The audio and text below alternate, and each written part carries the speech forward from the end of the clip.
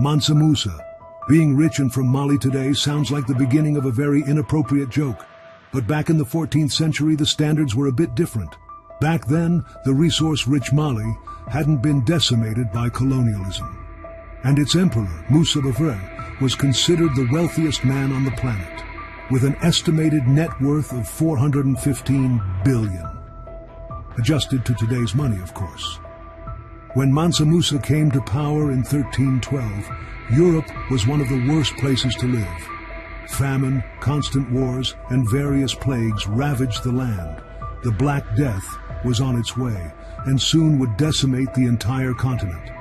That gave the opportunity for some African kingdoms to rise and flourish, and Mali was on top of the list.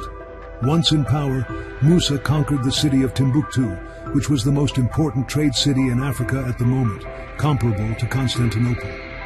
These conquests came with some lucrative perks, quickly making Musa the wealthiest man on earth. In 1324, he showed off his enormous wealth by traveling to Mecca, with a caravan stretching as far as the eye could see.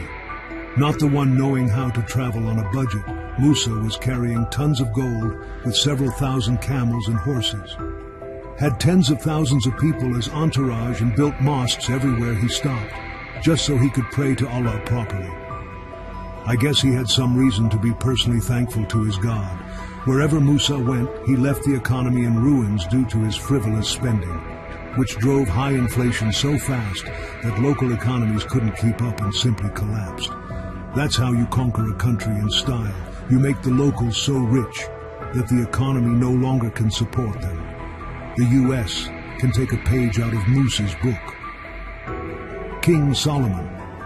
Compared to this Jewish king, the previous entries could be considered ill-fortunate hobos. King Solomon is regarded in the Bible as the wealthiest ruler in the world, and we all know how trustworthy the Book of Books is.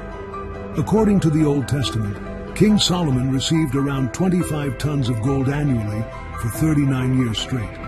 That's enough to build a palace from the golden bricks themselves, without having to give them to anyone, something like Lego, only just a tiny bit more expensive. Experts have estimated that over his rule, thanks to this tribute, taxation, and other income, Solomon's wealth would be equal to around $2 trillion in today's money. Naturally, due to the nature of the information source, we can't expect to see the king spending his money on booze, drugs, and women. Instead, the Bible insisted that all his spendings were strictly virtuous, and he even built the first Jewish temple in Jerusalem. I'll leave it up to you to decide whether the Bible's suggestion, or mine, is more believable.